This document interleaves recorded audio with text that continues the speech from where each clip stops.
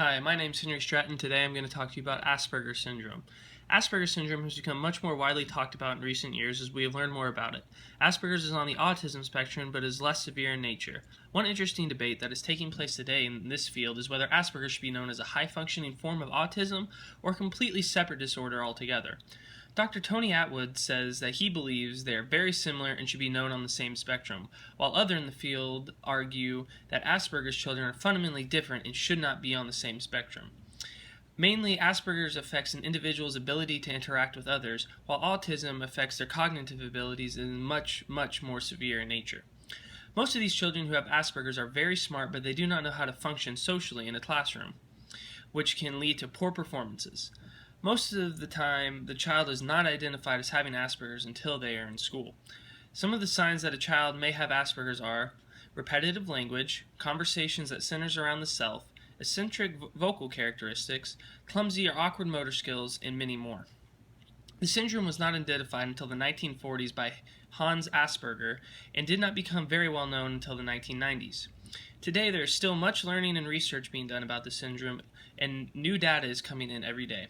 Today, the CDC says that 1 in 150 children have Asperger's. There is no for sure answer on what the cause of Asperger's is, and no answer on why there have been more cases in the last few decades. Today, most scientists believe that cause of Asperger's is mainly from genes or their family heredity. Other causes may be toxins in the environment, or some believe vaccination, but there is much less support for these ideas, and these are not widely held beliefs. Some of the common traits of children with Asperger's are excessively attached to routines and many obsessive interests, extremely sensitive to sensory input to the extent that they become agitated by noisy rooms or intense smells and tastes. They are also easily upset by sounds or sights that would usually go unnoticed by someone who is not on the spectrum. They are also long-winded about things that interest them. One thing that makes life even harder for children with Asperger's is about half of them also have ADHD. Researchers are not certain why this is the case, but it is nonetheless. There is no magic cure for Asperger's, but there are many interventions that can help the child adapt and thrive. Examples of those are individual psychotherapy, parental education, behavioral modification techniques, trainings in acquiring social skills, learning techniques for educational success, and drugs for hyperactivity, irritability, aggression, compulsions, and anxiety.